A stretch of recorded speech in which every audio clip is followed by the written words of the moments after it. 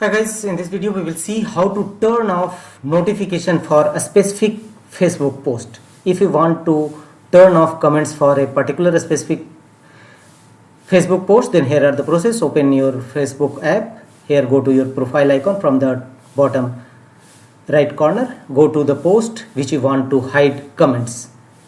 Tap on 3 horizontal dot against the post and here you will find who can comment on this post.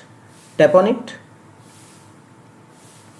and here you will find a list: public, friends and established followers, friends of friends, friends, profiles and pages you mentioned. So choose as per your choice. If you want to hide profiles and pages you mention, if you want to choose friends, and finally choose done.